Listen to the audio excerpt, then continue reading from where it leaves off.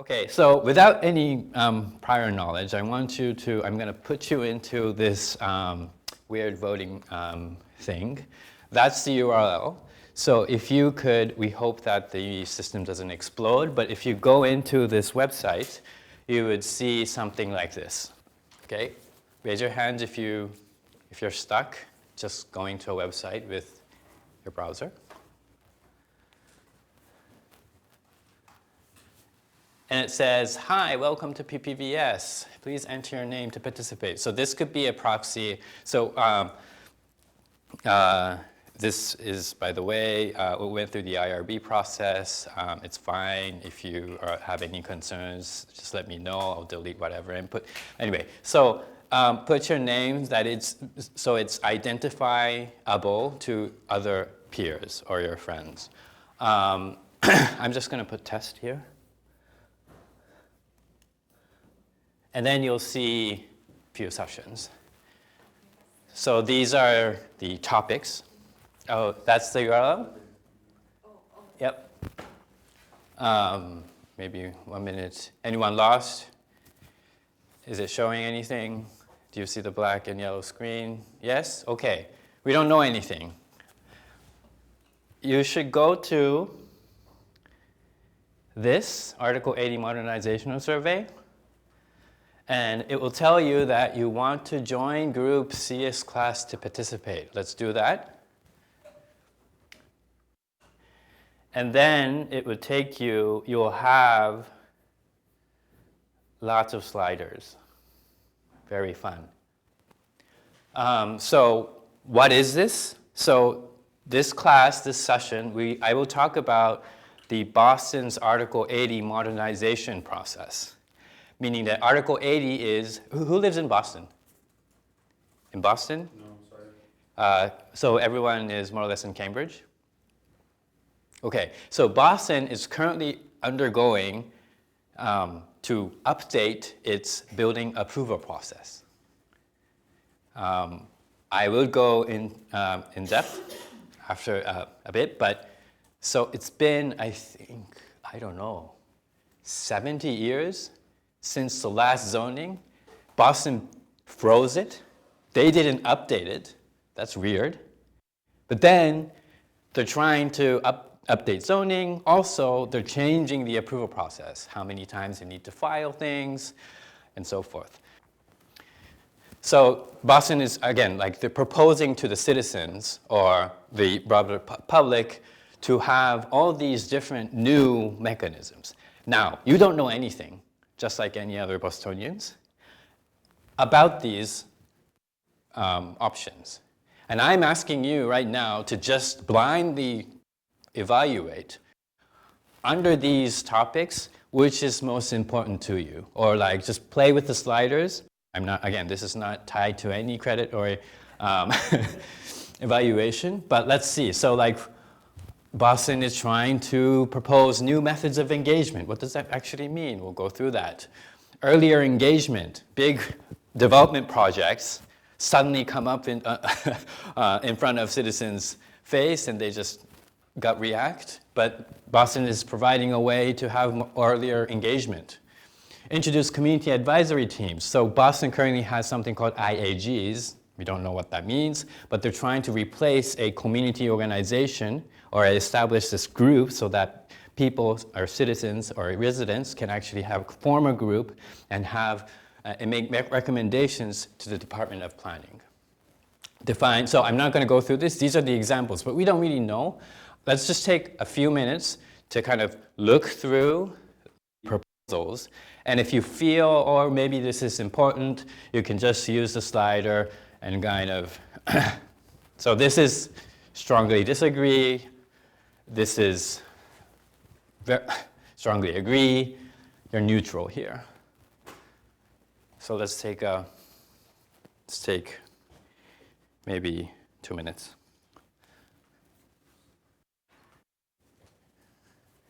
Not working. I don't know what to do. Okay. So Boston is currently proposing 11 components.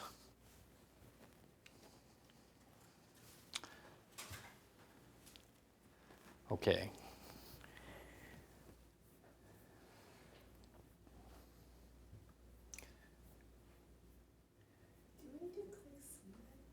No, we don't need to click submit or anything. It just records if you move it. So yay, we have lots of people. You can, but I designed it so that you don't really get any information. Like, okay, let's reinforce response times. Update and enforce response times. That's great. You won't, so we'll go into specifics, but in trying to inform you to who kind of, we'll do the same session with a more informed version of you guys and more kind of,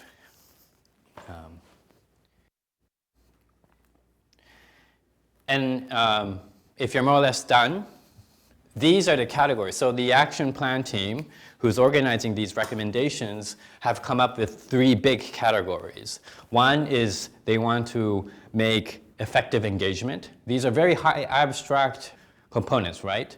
They want consistent standards. So that means that implies the current approval process is very inconsistent. And they want coordinated reviews. So that it actually implies that it's not coordinated. So this is one level meta, if I would say, meaning that you have specific recommendations, but now you need to evaluate higher level things. I think this is true in any kind of, for example, architectural competition. You have the specifics of a material, you have the specifics of a design, but you also have a very high abstract concept level or a vision level thing that you need to evaluate. Like right now you do that all of a sudden, or maybe you like that architect, but how do you feel about this? Are you lost? What are we evaluating? Do you feel some components like actually does make sense, or do you have like the confidence? I think on some, I mean, as it relates to voting or the new way of voting, yeah, it makes sense. On some of them, I don't know what. What's the most difficult one, or like the most cloudiest option for you? Anyone? Personal disclosure of displacement impact. Okay, so that's you need to. Okay, so that's good. So what if you could? There's someone in the class actually knows about these things, and if you feel that you could, it's better than so it's better than me actually voting, but actually delegating your points or your votes to someone else, would you feel comfortable about that? What if you had Kent here? Would you give your credit to him so that he can design or he can create a... Would you do that? No? Maybe. We don't know, right? So I'm purposely like kind of making you a bit in this weird situation that you're not actually sure what you're doing, which this is exactly participation, right? Because, okay, some things you might be really, by the way, I'm still a student, so I'm not like, I try to be interactive here, but okay, so thank you for that. That was the first input. I'm going through, I'll unpack now. So Kent talked about kind of a vertical perspective of New York or San Francisco. I'm going to give a horizontal perspective of these 3 cities, meaning I happen to live in all these cities, but these have very different processes. In a nutshell, New York is zoning, Houston is no zoning, and Boston is frozen zoning, right? So this is, I think, if you touched on urban planning just a little bit, this is kind of textbook knowledge, but these specific cities have different ways of mitigating the negative impacts. New York, as Ken said, we have what? We still have the market for us. We have the zoning, but now we have things are getting creative because of these plaza bonuses and incentive zoning. But we all know that these led to very small, numerous plazas. But what we're doing is really concentrating the weight of consensus on zoning. So that means, can you actually participate in New York? Like everything is, in a way, kind of algorithmic, like it's all set in law. You don't really have the deliberation, right? So like, plaza bonuses are fine, but as Ken said, they're stiff. Houston has no zoning, and people like to blame that, oh, this is like the Wild West, but in fact, they have deed restrictions, meaning that they have small neighborhood groups that creates this local rule that some things in our neighborhood, we can't do that. These typically last for 25 to 30 years. That's a lot of participation. That's a lot of deliberation, I guess. So Houston already has two levers of balancing deliberation or community participation and market force. In Boston, I said frozen zoning, but it's a little bit of everything. Obviously we have market forces. We have zoning, but it's like, what? It's frozen from 1964. And Boston proudly has this Article 80 process, which is a discretionary process, meaning that basically the board of the planning authority about the project, and they approve manually, one by one. And also they have abutters engagement, meaning that the neighbors right adjacent to that plot would have special say. So everything, we have everything. This is academically, so looking at Boston is academically the right place to look. So there's lots and lots of discussions. And if you can imagine that this is very slow. I'm going to skip this because Kent already went through with zoning, and we also saw that these cityscope projects or tables help that deliberation or these either through data observatory platforms or just kind of gather around one table and have people talk. What I also did is I actually went to all these different meetings, and I would like to show one example in Boston, how slow or how maybe broken the current system is. So it's a 47-unit, 7-story housing, mainly rental project. Is that big? It's small, right? So they went through the Article 80 process, the current Article 80 process. It took 929 days to get approval.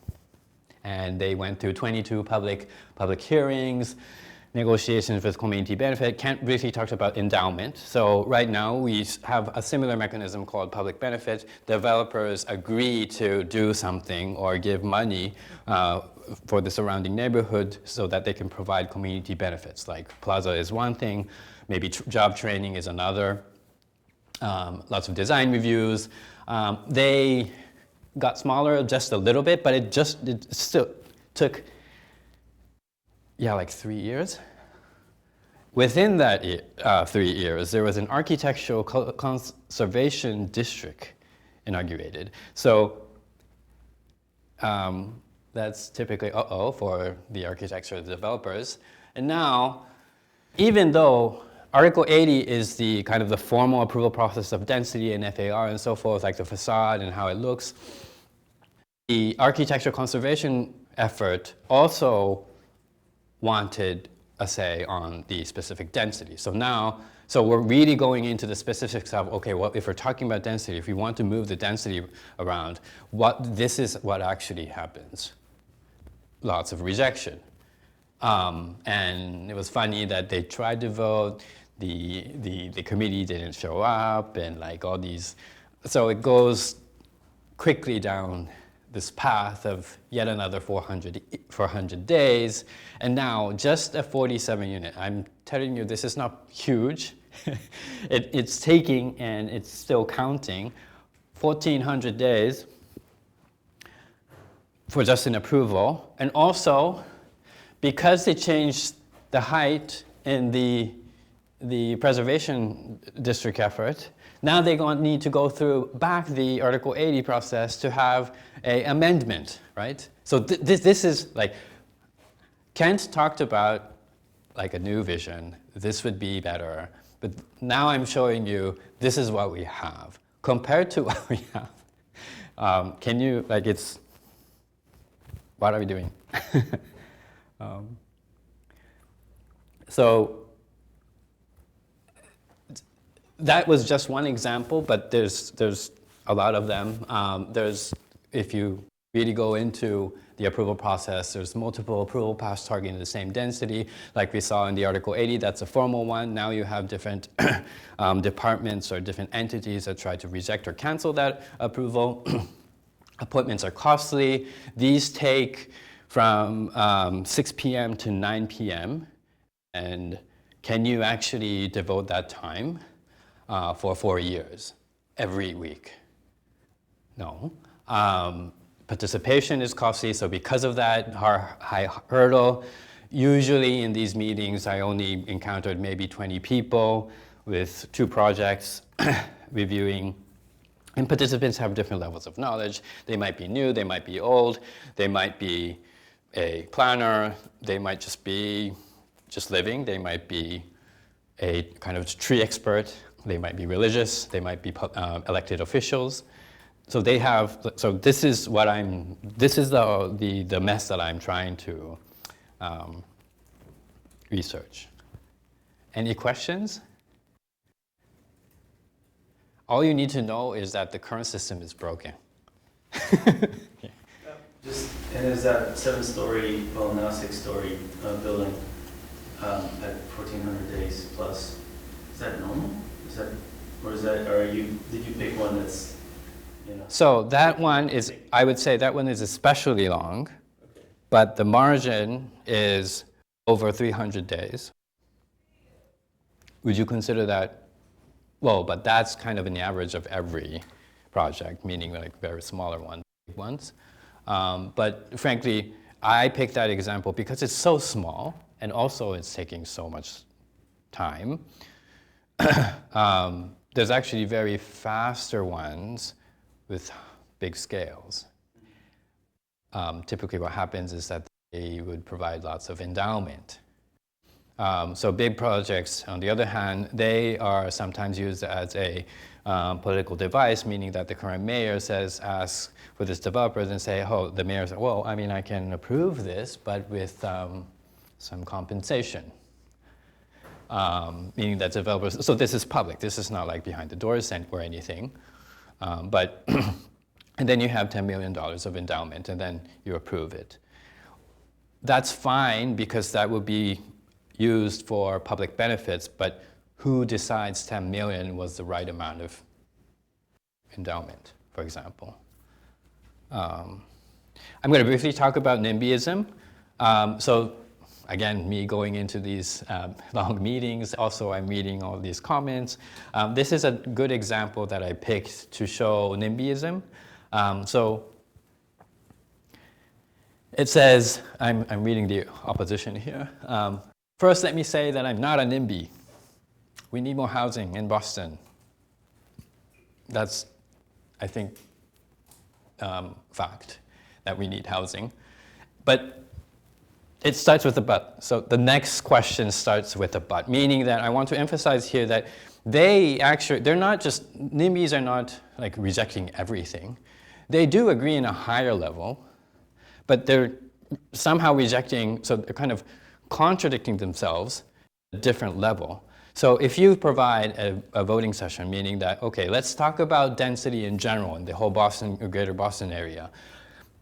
Usually people would agree, yes, we need more housing, we need more density in order to kind of maintain and control the rent, and we're all we're all fine with it. But then in specific projects, the story becomes very different.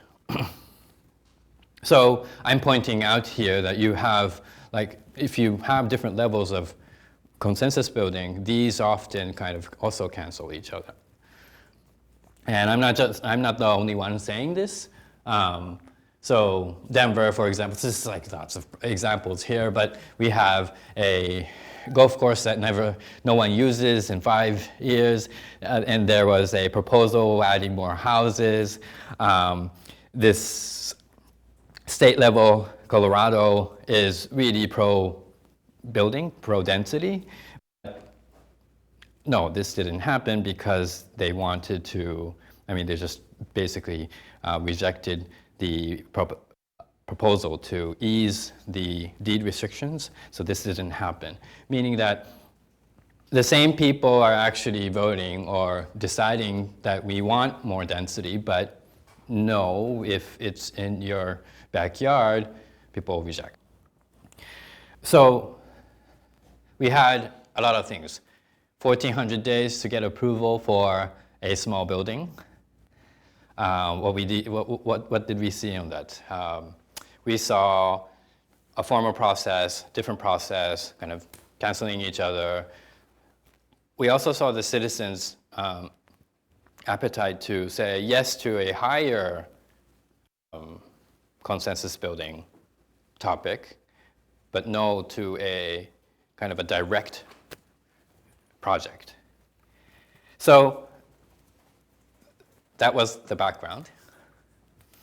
What you did early in this class, or what I asked you to do, is a kind of a weird way of voting or evaluation. More and more I'm kind of stepping away towards the term voting, more like this is more of a evaluation tool, but basically it's the same. But in order to explain this, I need to go back to the very basics. So direct voting is very simple. You have two alternatives. You have one vote and you choose one. This was in the pre-class material, by the way. But also in other democracies, we have representative voting. This is what we actually do. We delegate our whole vote to someone else. And that delegation or that elected official would act on behalf of us. We also vote, so some countries have vote for political parties, in this case, stakeholder groups, right? So we usually don't participate, but that means sometimes we're kind of delegating our power to, for example, neighborhood associations. So what we have, so these are familiar, right? So is everyone on the same page? Okay. So propagational proxy voting, what I'm doing is weird in two things. One, you can divide your votes into pieces.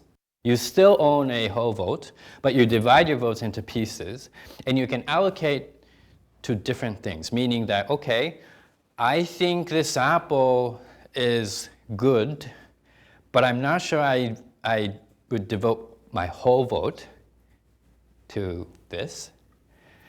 Maybe I have Luis. Luis knows better, so I'm going to delegate half of my vote to Luis. I gave 1/4 of my vote to this apple, but Luis knows more. Also, the neighborhood association has been working so hard to protect the community, to kind of control the density and so forth. I feel good about them, so I'm going to give the remainder of my vote to the stakeholder group. Any questions? Are you keeping up? Have you done this kind of evaluation? No. And you can also vote for like abstract things like categories. Think of this as maybe this is an architect in an architectural competition context. Maybe this is an architect. Maybe this is the council members. This might be a specific plan. This might be, I don't know, like a concept or architectural concept, right? You somehow do this in the same time, yes. If I understand correctly, that means that I'm giving a weight, so their opinion is charged by the percentage of my vote? Yes. So all it does, so before going to the calculations, yes, that's correct. it's going like it's a trust pass-through. Like Luis is going to get my half vote, then he's going to distribute whatever he wants to do. He might cycle back to it, and like this kind of chaos comes. And people might say, oh, this is great. Yasushi, thank you for showing this most complicated, convoluted way of voting. I'm overwhelmed. I'm already... Are each voter have the same share in the beginning, or they're like different? So what I'm working on is everyone has the same amount of vote, meaning 1, you separate it. But I can also transfer the mathematical model so that you have something called a stakeholder vote, meaning that you have different levels of influence. Maybe you bought more. I mean, it's a choice. It's a design choice that if you can have people actually buy the vote, and there's different ways that you can buy vote. Yes, in this setting, in this particular setting, we have equal votes. Because, I mean, we're still talking about very public things. So I think it's, but again, going back to your previous question of how do we capture this, who gets to vote, is it kind of defined by a kind of artificial border, or what? Is it defined by the radius or how far you live or whatever? But let's assume that everyone has a vote here. So do you think that in some area, maybe some of the voters in this area, though they do not know some of the rules, or like they do not want to give their share to architects because it varies in regions. Mm-hmm. So this model, it may be a hard situation for this model. Mm-hmm. So when will you do some modifications and confront this issue? So wait, so let me understand the question. So maybe you simply don't know anything, or maybe you're simply just busy. Yeah. And you don't have the time leisure to actually separate your votes and think about it.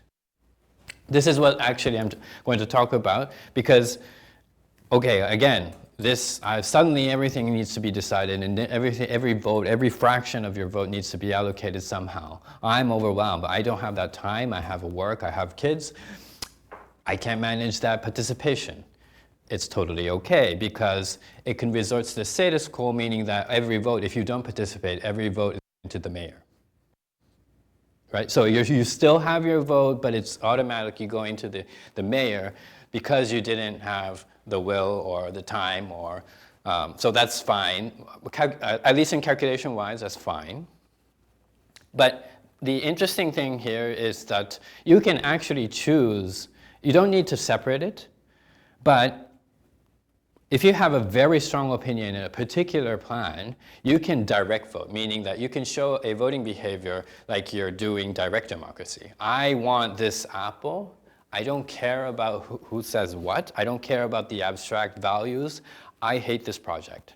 Or if you're living far and you don't actually care, or you don't have time, or you're indifferent, you just say, oh, I don't have time. I'm just going to delegate every vote to the mayor. So it's actually your choice to participate in what level. So with that premise, think about like the first session of me asking you to do the sliders. You're unsure, and if you knew that Kent was here, or someone trustworthy that knows the topic, usually you would delegate every vote to either a mayor or someone that, again, like is talking in front of you. So that means the power is concentrated to one person, meaning that if everyone delegates their whole vote to, for example, me, that's basically dictatorship, because I get to choose whatever. But on the other hand, if everyone has a direct say on every proposal, on every individual proposal, that's in effect direct democracy, meaning that you're not delegating anything, you just picking individually.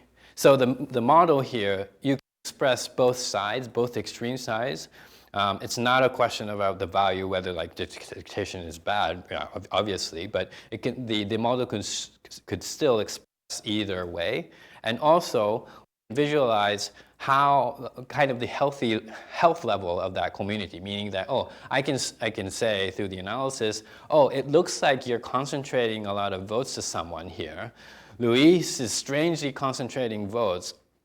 Community, are you okay? Do we need to break down the topic here so that you can digest information? Do we want a second cityscope table so that we can inform, so that people can kind of not like lean on too much on one individual, but kind of decide on themselves? Or maybe it was just too short. We need more time to actually have people digest. So I'm presenting a voting mechanism or evaluation method, but it's more about, okay, helping the deliberation or kind of helping the whole process of people actually understanding things. And also, going back to the 1400 days example, so if you had these two different categories, BPDA meaning the development authority, and maybe the historic preservation district committee, now you can say, oh, in this case, BPDA should have more stake on it, because in the region it's not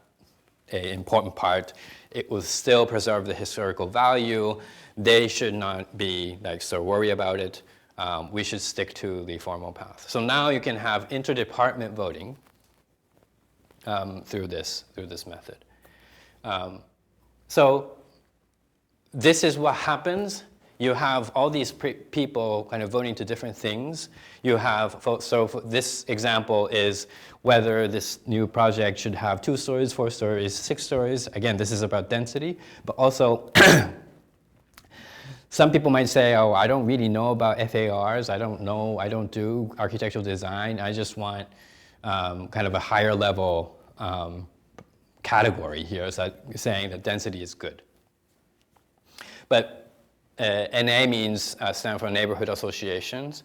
I might say I don't know about this neighborhood. I'm just going to delegate everything to this neighborhood association. So now you have different things. People are voting to different levels and different things. These are basically arrows. The intensity of the arrows meaning that the weight, right? I'm not going through so the paper or the research proposal actually goes through this, but you have this matrix of trust. Again, starting from me, Luis gets 50%. Luis would disperse or allocate his trust. Maybe some portion would come back to me, I don't know, but you do that over and over again so that eventually all the votes and trust lies under these options. So this is kind of a mathematical operation. You can do that. It's basically just cups of water as votes. You had to trickle down. So there's 2 things I need to explain. That was the current status quo, meaning that if you actually try to build something, it takes a lot of effort and time. And then that was a little bit about the actual voting thing. But now you need to know about the Boston Article 80 process. And I think it's a good time for questions and a little break. Is everyone fine with what you did? Do you kind of have an idea what you did in the first session? If you remember, you did the slides for individual ones, but then you evaluated for the categories. There were names associated. So if you choose to delegate, or if you choose that some people is worth trustworthy in this particular topic, you could do that. That was the first activity. So yeah, maybe before going into the short break. So this is the results for the first survey. 12 of you decided to define what is community benefits and mitigation. So this is actually important. I'll go through what this actually means by the order of popularity after the break. Is there any questions? Okay, so maybe 5 minutes. What did you think? Was it too No, I'm just curious. I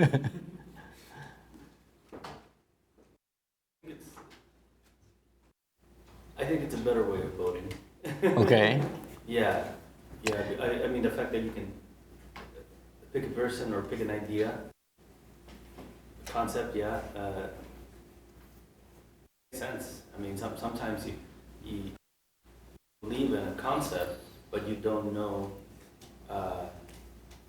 how to get there, and so you're just voting for the concept. Yep. You know, and sometimes you like a person, but you don't like all of their policies. So then it's nice to have that. So approach.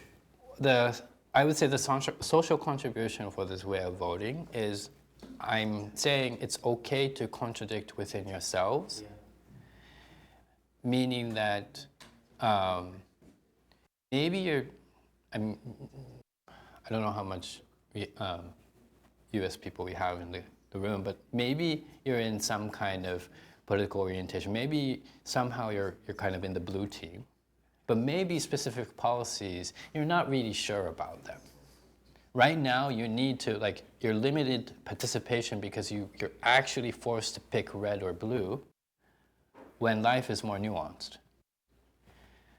So I don't think these kind of, for example, binary decision-making things actually lead to polarization. Sometimes this way of voting is introduced as the centralist way of voting, meaning that I can totally reject all of the specific policies. I can say yes to a concept, just like you said. And I think that's normal. That's natural for us. If I had to pick the new museum for our city, for example, yes, I might have specific taste on what kind of architect I like, what kind of concept I like, what kind of design I like. But it's more like even decision making, even picking what to listen, music. Like we're totally free on picking that song, that album, that artist, or that genre, right? So that's the most normal way of actually deciding things. But I feel that it's these internet voting things, like the likes and whatnot, is really constrained with only one level of participation. That is what I'm trying to get at. And if you don't, so my claim is that, okay, Kent laid out, I think it would work, but it would kind of open a lot of can of worms. Also, like issues are complicated. You need to say, we need to appreciate that, and then like, what's the right way of actually evaluating these proposals? So that was, yet it was kind of the very abstract talk here. But so now, if you kind of have a bit of understanding of what the system tries to do, what kind of problem we're facing, I picked a concrete example of decision making, which is, again, the Article 80 modernization effort now running in Boston. So, as I briefly talked in the introduction, Boston is going through the renovation of building approvals. And some parts of the recommendations actually aligns to what Ken said. You'll see some parts, kind of Boston actually adopting a few ideas. I'm going to skip through, by the way, the current mayor, Mayor Wu, actually started this whole issue, meaning that it was long, and people would say, the main critique on Boston's approval process is predictable, meaning it wasn't clear how much it would take. That's one aspect of unpredictability. The other is, okay, community benefits, that's fine, but how much the developers should anticipate to pay is also unpredictable, meaning that someday, like, you might be charged for a lot, others close to nothing. So they wanted to modernize the whole process. As you briefly saw in the topics, you're kind of weirdly familiar with it now. They're going through all the analysis, all the consultancies, And the schedule is, I thought it would be announced today, but it would shortly be announced, like the specific proposals. Basically, it would be the same as what you saw in the survey on the system here. But I'm going to go through briefly about each recommendations. So as I talked, there's 3 big buckets. 1 is effective engagement. 2 is consistent standards. 3 is coordinated review. So yeah, you briefly have an understanding, like, okay, so every point implies that doing the opposite currently. As I talked, consistent standard meaning that things are inconsistent. Like project A, same scale, project B had more, for example, public benefit or house linkage money per square feet than project B, even though it was in the same area, for example. So those we want to avoid that. We want to have like a consistent way of measuring community benefits. This is because Boston is not, again, totally reliant on zoning because it's a discretionary process. Diversify inputs is also an issue, as we saw in the example. Very, very few loud minorities is really affect the project, whether it's going to be a or not. We want to have more ways of doing it. Right now, I think it was just emails and newspapers. They're trying different things. Also, they have, anyway, coordinated review. This is a great example. The previous example is a great one. We clearly saw that Article 80, the permit authority, and the historical district has opposed very different views of that project. These could cancel out and kind of create a deadlock of a project. So this is, I would again go through the specifics of it. So 1 is expanding community engagement method. Right now, they only are using newspapers and I think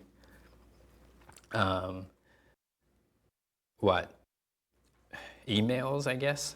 They're trying to add more ways of, you're going to go through the evaluation again, so like listen to it and kind of see which one is more important than others.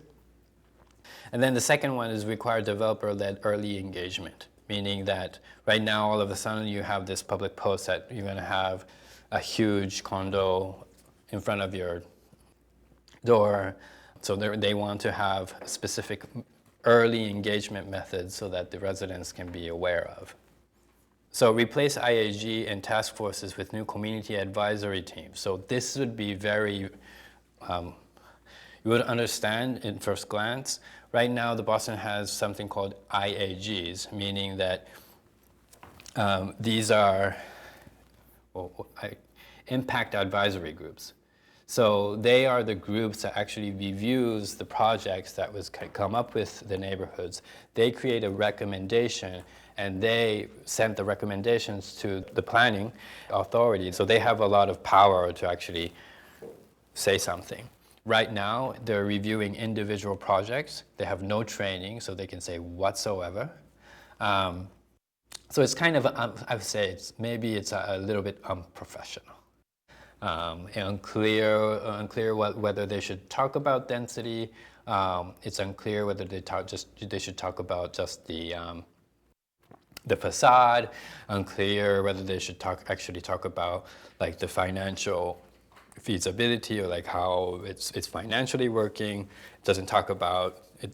There's no clear standards on asking the right questions, meaning that how much would this development impact, for example, displacement, right? So like some projects might be asked that kind of question, some might not.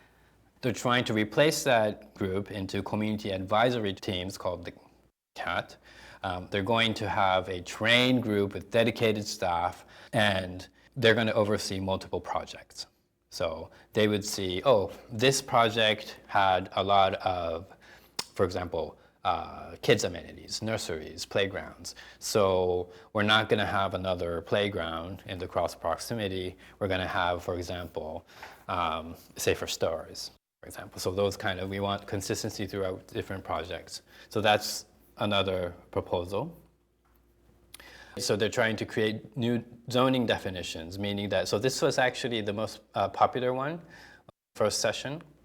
So right now they don't have a clear definition between mitigation and community benefits. Mitigation usually talks about flood protection, infrastructure-wide mitigation. But if you think about it, so some community benefits, if you're talking about, for example, job training, that's kind of mitigation for displacement, right? So there's no clear definitions. They're trying to come up with a definition that you can legally enforce. The next one is talking about formula-based community benefits, meaning that, just as I explained, right now the amount of community benefits is arbitrary, meaning that the current mayor may say, I want 10 million. Want to set like a maximum, a high limit of how much a project could be asked for a community benefit or a mitigation. They're saying they're going to create a formula.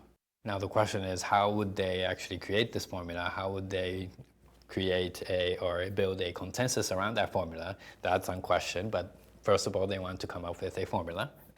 And they want to also add different categories again. So now mitigation, I think they don't have transportation and open space, but they say, oh, actually transportation and public open space is within mitigation. Okay, so they're kind of shifting the categories and clearly defining what is what. And then they're creating a menu of options, meaning that, oh, you have, this is not clear, I didn't confirm, but either the residents or the developers have a menu that they can select and kind of swap and say, oh, I would bring a community tennis court because I would have sports associated retail, for example. So that's kind of better for actually the developers also, and they kind of will be in sync. But then, as Kent talked about it in algorithmic zoning, you need another tennis court. So that means, oh, if you are trying to make open space close to that project, maybe you would want something else. Right now, we don't have that mechanism, so that's what the Plaza Bonus is kind of mindlessly repeating or duplicating open spaces. So you reflect from recent planning. So right now, they have 4 stages of filing, and they're actually trying to add 2. One is pre-filing, meaning that before whatever design comes, you're gonna file, the developer is going to file a pre-file file to just show the intent of the development so that the residents can be aware of what's going to happen without any design. And the other, as I believe, it's between stage 2 and stage 3, meaning a determination phase, meaning that right now what happens is, okay, just like that example, we had one approval from the Article 80 or the BPDA authority, and then it kind of, and it gets rejected in a different department or a different group. To prevent that, because that's going to go back and forth and back and forth, they're going to have another filing that to determine or kind of fix the FAR in the middle of the process, so that that won't overturn. The last one is create coordinated review teams, meaning that, okay, again, that example, right now there's no way that the city interdepartmentally communicate. Meaning that the building approval might happen, but the historical preservation is kind of paralyzed, and they don't know each other, they don't talk to each other. So that means even though as an approval process as a whole, it's the city's job to clearly indicate that whether this project is okay or not, that those things happen. They're trying to create a coordinated review teams, interdepartment teams, meaning that now you can have a kind of overseeing group of people that actually manage or defines the sequence of each approval. That was the brief overview of the proposals. And by the way, the same survey, I am helping Boston City to actually do the same survey to different stakeholders so that the City of Boston have a clear understanding of which stakeholder is feeling sure about what proposals. That's normal survey, but within the departments, which department actually trusts other departments. So this would, again, I'm using this opportunity in the class in order to test out this survey. The interface would change, but this would be actually, we're going for an actual survey using this, the same format. So yeah, you'll see. Yeah, but this is really basically the same information of what I have here. Any questions? Okay, so what I ask you to do is first, let's go to the website again, and let's click this one, meaning Article 80 Modernization Survey 2. I'm going to join myself. And pick one person in your table. And, okay, I'm going to dictate this. So this table is going to be the neighborhood association. Okay? That table is going to be the city hall. It will be a mayor, it will be the mayors, the council, and also the staff that is working, actually making the survey maybe, actually doing the approval process. This project would be the developer. Now you have specific roles. What you do, this is kind of a little bit finicky. If you go to Open Group, and you would see real estate developers, city hall, neighborhood associations. Everybody's seen that? And for this table, it was real estate developers. You go into this. So this is, I didn't have time to fix this, but you start to type in your name. For example, my name is Test. You would see your name here, okay? You click the copy button. I know this is merely just a calculator, so don't. Can you go back a couple of slides, please? Okay, do you see? So you should be here, Article 80 Modernization Survey 2, okay? Everyone's here? Let's press Open Group. This is the group of this session. And in the components part, you'll see 3 blue entries. These are the groups that you were assigned. So this group, again, is the real estate developers. This is the neighborhood association. The table there, City Hall. You go into your tables. You press that entity.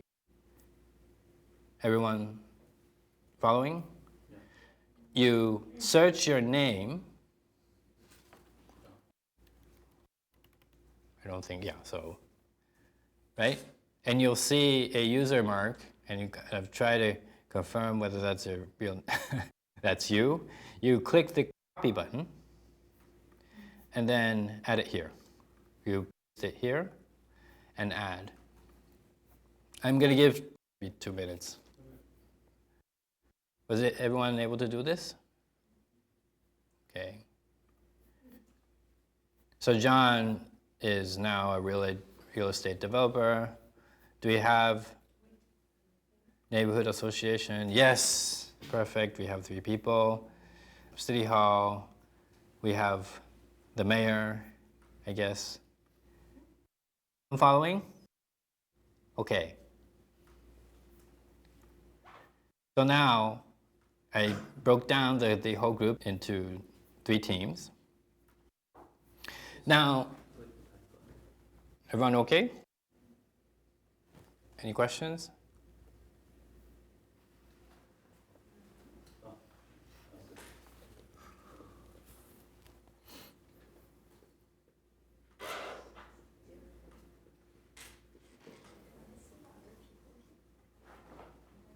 Okay. So, now with all the information, the hand waving, you're now a little bit better than last time.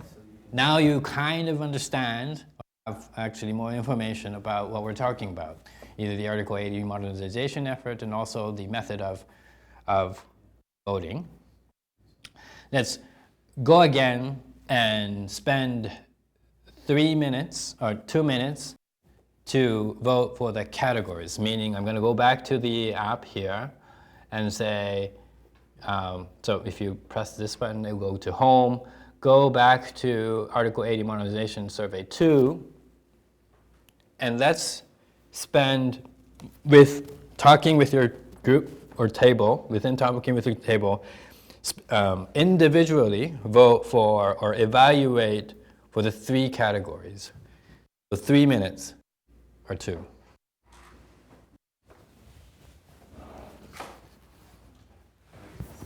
Just for the category? Just for the categories. Okay. I guess everything was clear. So, I mean, we all understand this, number one. We don't have to. Right? I think So by the way, you're going to present as a group. So you're going to present like your overall evaluation for the categories and the proposals. So be kind of prepared. So pick one person. That's another task. Okay, so that was 3 minutes. So let's spend another 3 minutes for the proposals. Okay? Again, it's a bit. So you're going to try to seduce the other 2 teams. Real estate developers, you need to think creatively of how you would convince the other teams. Neighborhood associations, you're usually the most aggressive. So, but if you had to, which is worth asking on your side, like how you present would, and also City Hall, what's your position? Like, are you going to lean on the developer side? That would give you a lot of tax income. But are you going to think about the community?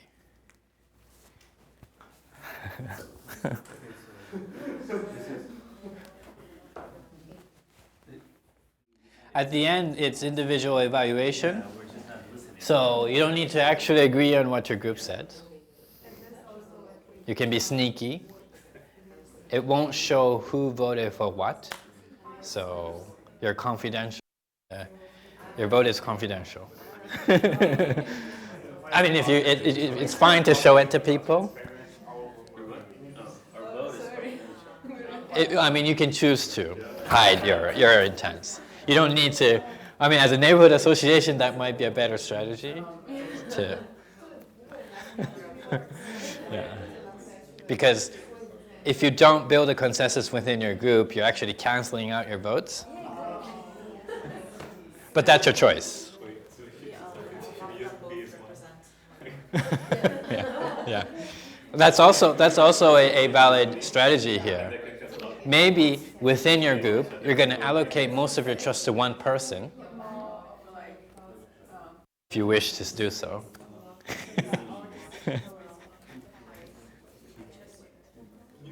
Okay, so that was 3 minutes. I'll give you more time to discuss.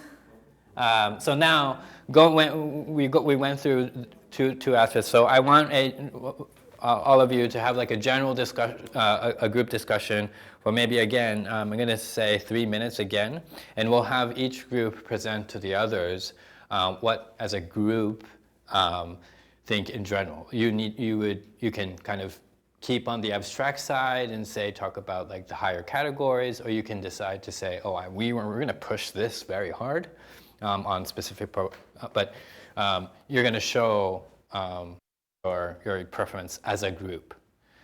Okay, so then I'll give you time again for the individuals, allocate the trust for the groups.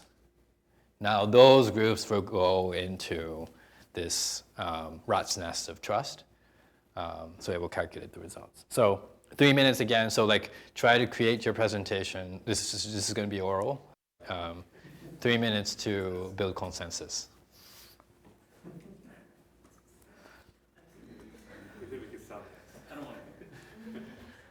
Yeah, pick the person first, because that's the hardest consensus.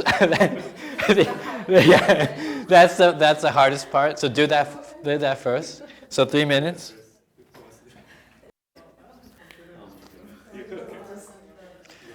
You need charisma, by the way, okay?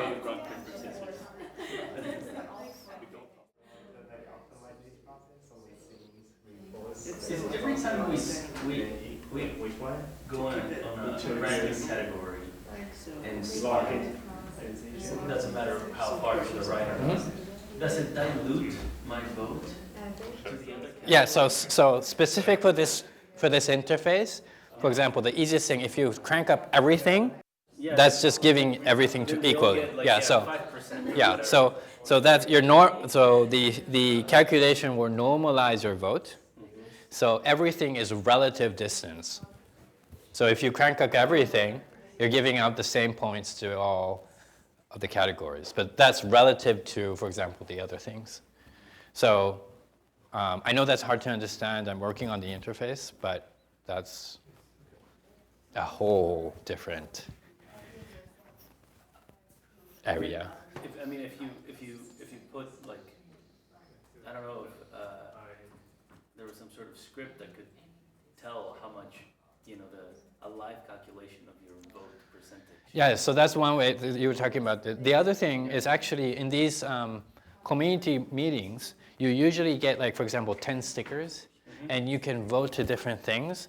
And usually if you behave, you just you put the stickers in the right place. But usually what happens is like people just put it into weird places, like, oh, I think this broader idea is good, so I'm going to put this sticker here. But it doesn't actually point to any specific policy. So with that kind of sticker voting, that's also a way to interface this way. But I'm going to work on that. Okay, so that was 3 minutes of deliberation, and so let's start with the City Hall people and listen to what they want to say in 2 minutes. I'm sorry I didn't tell how many minutes you have, but 2 minutes. Okay, City Hall, what do you say on this? Okay. Actually, I have no idea what I'm doing, but I hope I can convince you guys. So the categories that we want to focus the most is coordinated reviews. So what we want to do that is that we can make the review process transparent, and then also we want to improve the efficiencies of the preview. So we don't have to back and forth the review, and then you have a project and then it haven't been implemented for a long time, and then people just wait for a long time for the project to be done. So from your perspective, the project will be implemented efficiently if we can make the coordinated review efficient. And then from your point, we can make the coordinated review transparent so you know what we are doing, and then the project will be done efficiently. Okay.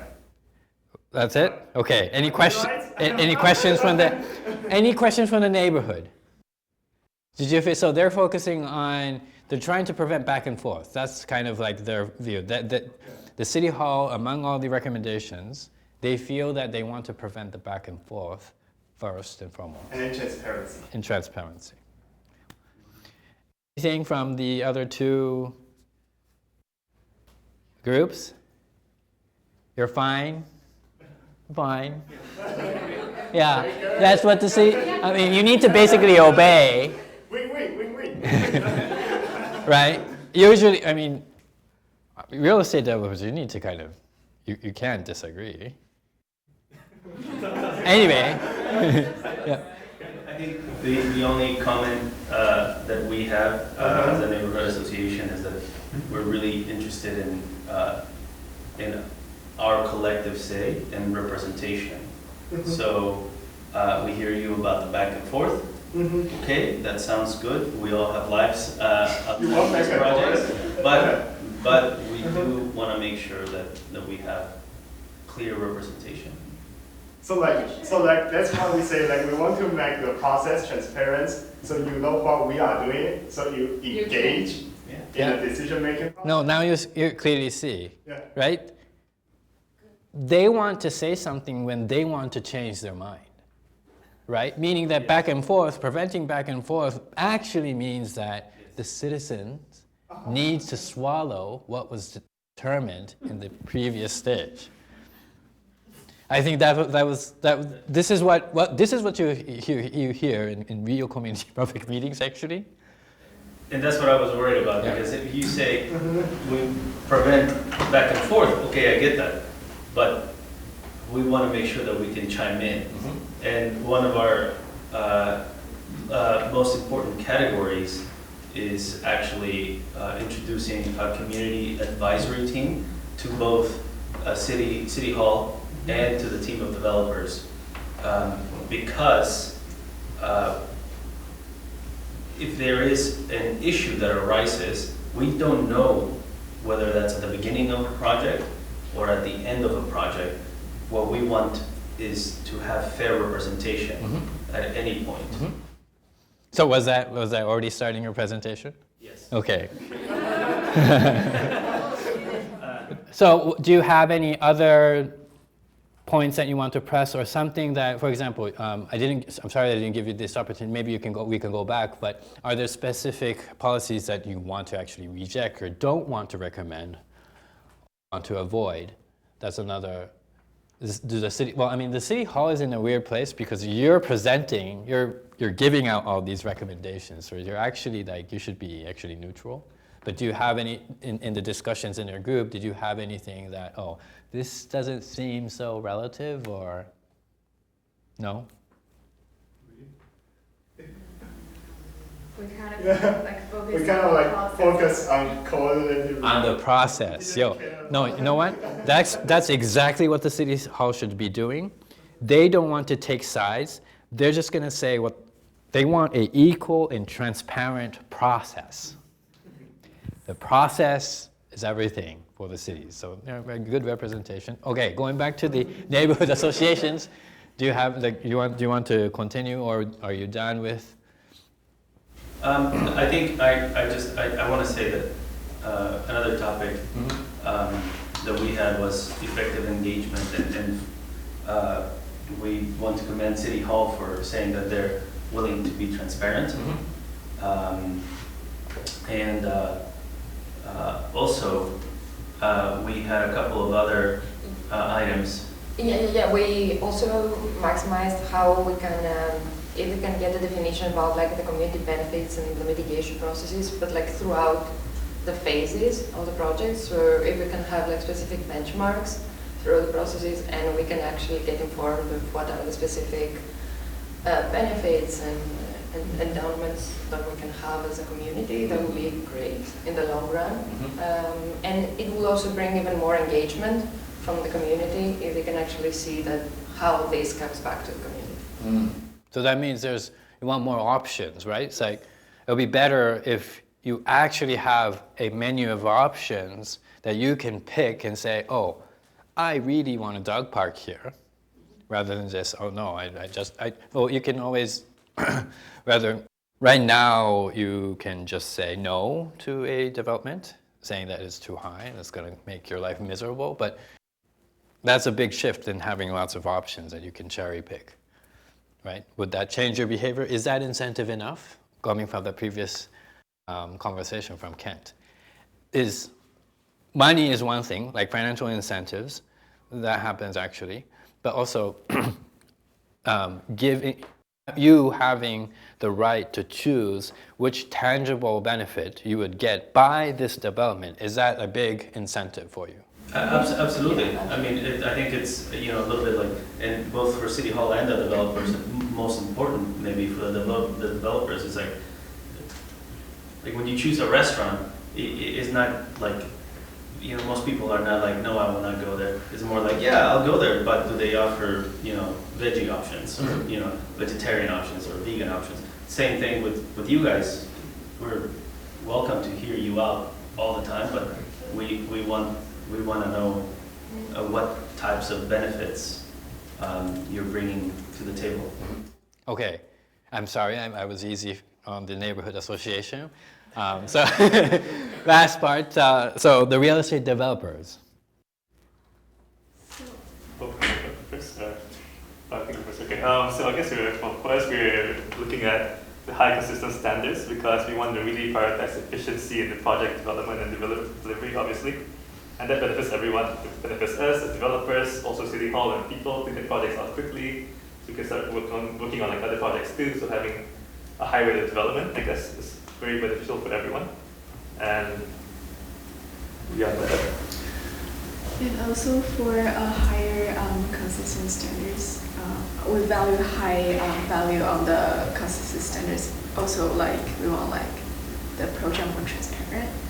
So like so people can like see how the process is going, and also like because we have like the consistent standards, it means that we all agree on one thing, which make communication much easier for all the like stakeholders. Okay, so did you guys have like specific points that you hated?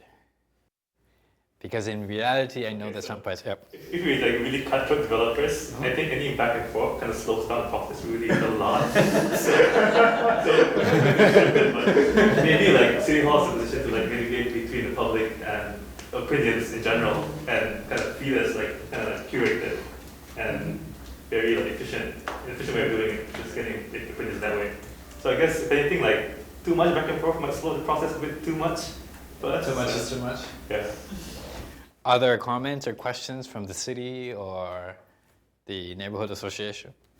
Yeah, so as a neighborhood association, I think probably one of the things that we would like to put on the table is actually to reinforce response times from the specific individuals and the specific like City Hall and developers. So in that sense, we are able to have an overview of the decision-making processes and final outcomes, or in every step of like concept phases and schematic designs until the last portion of a project.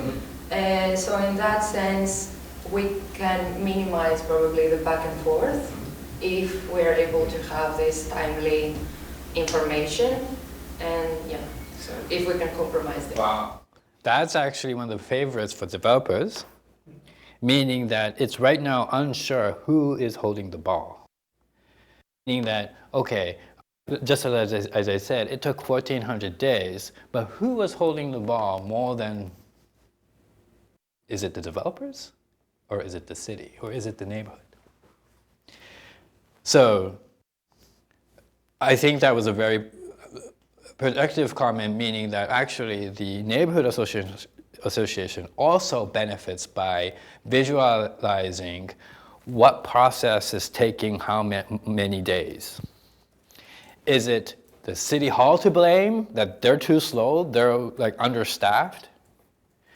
Or is it the developers actually neglecting the project and kind of making it sit forever so that we can suck up all the energy from the neighborhood association and kind of blindly approve it? Okay, thank you. So I think you should take, it's the last 30 minutes, but take a brief break again. But I'm going to keep this fluid, so within the 10 minutes, actually, no, this is better. So I'm going to, maybe 5 minutes for a break, and then when we come back, we talk to individuals for 2 minutes, kind of cross group, okay?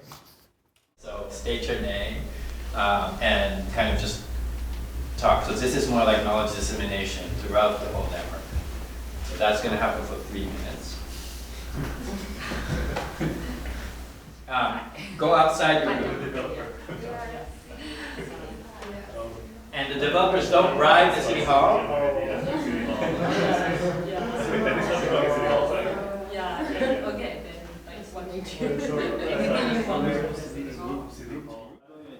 Final glance of your evaluations. Let's go through once again, kind of glance through what you thought individually. It's your choice to show it to your peers or your groups, but this is individual evaluation.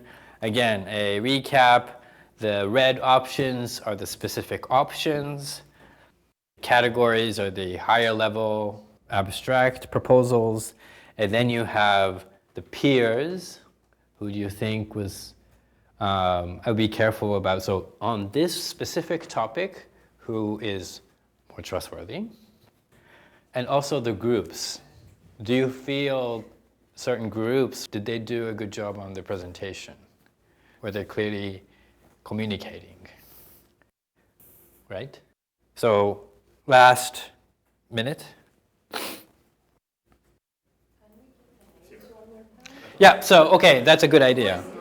So very fastly, just say your names. Starting from the real estate developers. I'm John. John. I'm Ethan. I'm Freya. I'm Alan. Maybe I wrote Yuan. Why you at Yuan? I'm not sure. Yeah, I think it's Yuan. Okay. I'm Yafe. Yafe. I'm Gustavo. I'm Jiayu. And? Sorry, Katerina. Okay. Everyone got their names? Okay. Maybe 1 minute. Okay, so let's kind of, before going to the results, did you finally understood what we were doing? What was I know that evaluating in different levels all at once is very new, but I think you now have a way of, kind of a understanding of this weird new way of voting.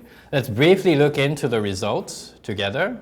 So 2 hours ago, we thought that formula-based mitigation for transportation and open space was the most favorable proposal. People thought earlier engagement was the second, and the definition of community benefits and mitigation was, those are the top three. And also, so the influence shows which categories or higher level constructs actually push the results. So this shows that people was comfortable voting or evaluating high on these categories, meaning effective engagement, that category actually pushed 2 times more than a single vote holder. And John had the most popular vote-wise in this topic. John was the most influential. Maybe he rendered kind of a great precedence. So that was 2 hours ago. Now let's see nothing's artificial. Let's see the current result. So earlier engagement, so let's see this side by side. That's better.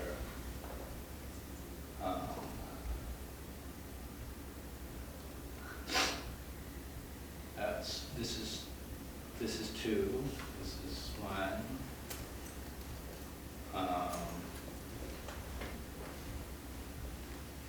So okay.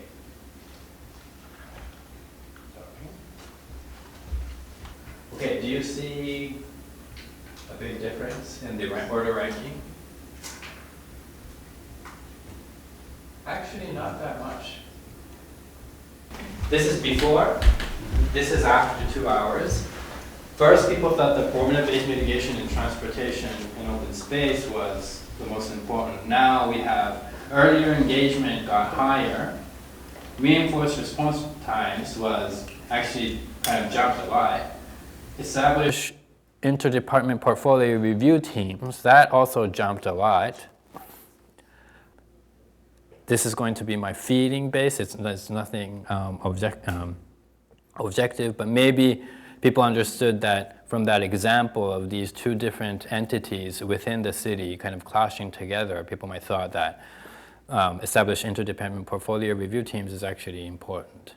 Now, this is the consensus after all. This is already useful, but the influence is, in my mind, more interesting, meaning that before 2 hours ago, we thought that as a category, effective engagement as a category was most important.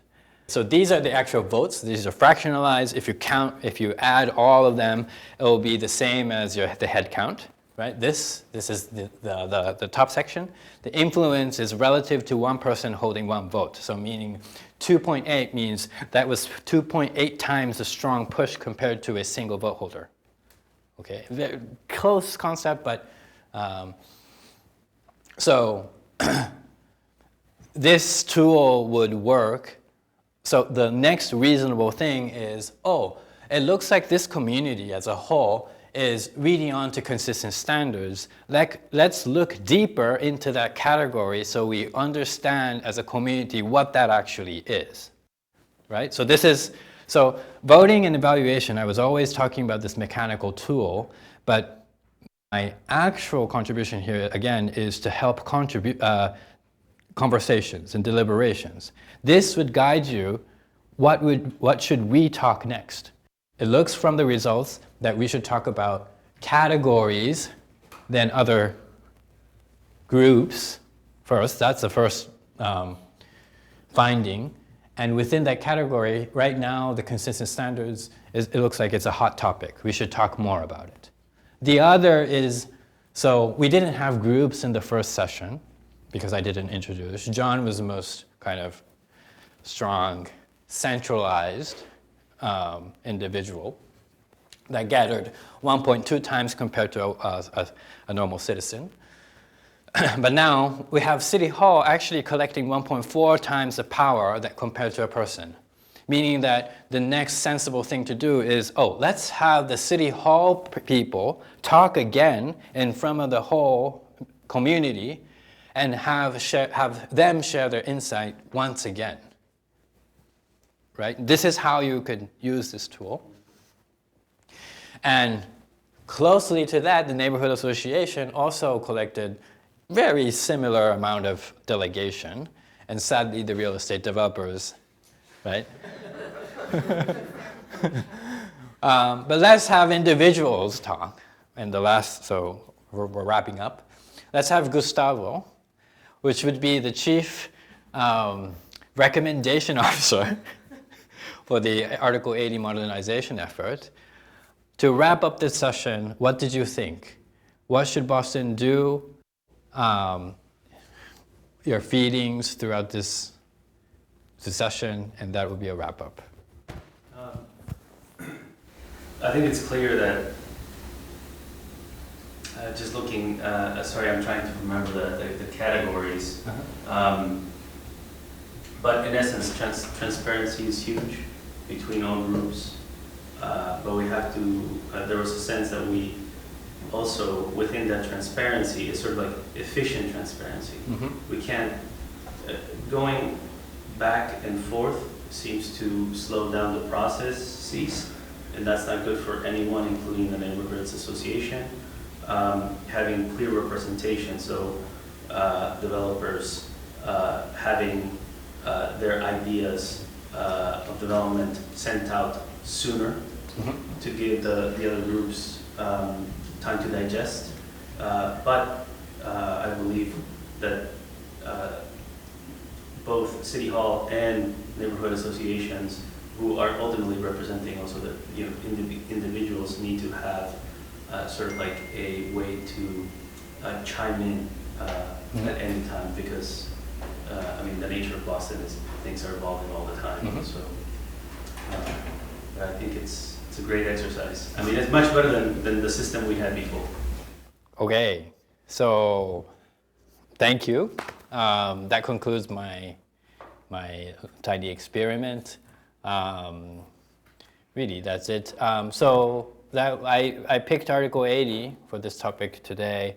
I've been using, I don't know if people are familiar, but I've been using Cambridge participatory budgeting also as a topic. I mean, you have $1 million to allocate whether the project, that's also fun.